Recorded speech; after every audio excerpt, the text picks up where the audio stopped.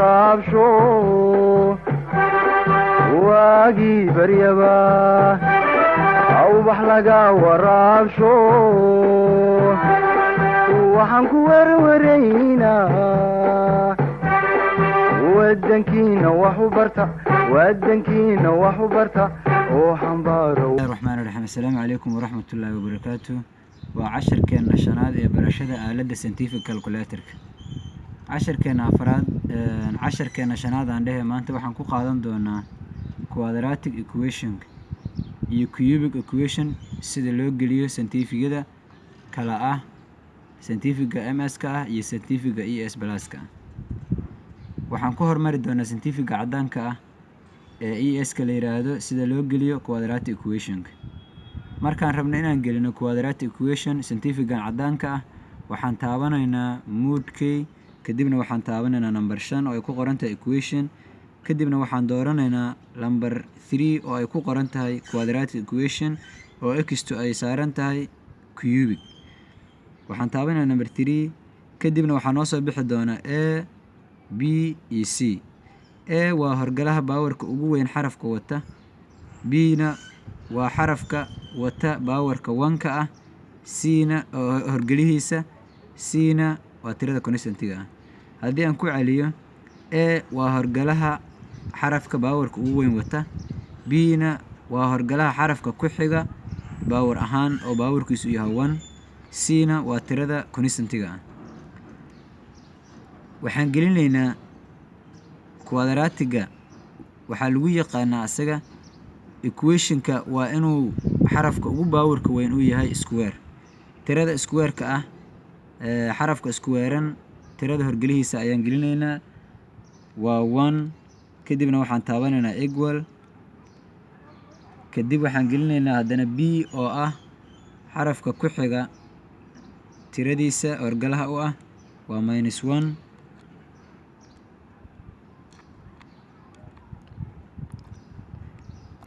kadibna waxaan gelinaynaa tirada constantga ah oo ah -6 kadibna waxaan leenahay equal okay marka intaas gelino si aan jawaabta u helno waxaan taabanaynaa equal kadib waxaan noo soo bixi doonaa x1 inay la mid tahay 3 kadibna waxaan sii taabanaynaa equal x2 na waxay la mid tahay -2 okay intaas waxay ahayd sida loo geliyo quadratic equation-ka haddii aan rabno inaan gelino cubic equation oo baawarka ugu weyn uu yahay 3 kan ayaan iska clear gareynaa waxaan taabanaynaa shift kadibna waxaan taabanaynaa 9 kadibna 3 waa iska reset gareynaa xisaabtii aan hore u gelinay okay cubic markaan gelinayna sidoo kale asagana waxaan taabanaynaa mode k kadibna waxaan taabanaynaa number 5 oo ay ku qoran tahay equation kadibna waxaan taabanaynaa 3 awalan hore u dooranay waxaan taabanaynaa 4ka oo ah cubic equation 4 markaan doorano waxaa noo soo baxday a b e c waxaa sii jirta oo uu kan uga duwan yahay quadratic xarafka d ayuu leeyahay waana tirada constantga d-da maanta a aan ku hormaraynaa waa horgalaha baawarka ugu weyn xarafka wata b waa tirada baawarkeeda uu yahay square-ka horgalaheeda c waa tirada baawarkeeda ah uu yahay 1ka horgalaheeda d-na waa tirada constantga ah okay a aan ku hormaraynaa a horgalaha baawarka ugu weyn waa 1 horgalaha baawarka ugu weyn waa 1 aan taabanaynaa equal kadibna horgalaha baawarka ku xiga waa -4 laba ayaa naga gashay waan iska yareynaynaa equal kadibna tirada baawarkeeda uu yahay 1ka horgalaheeda waa -9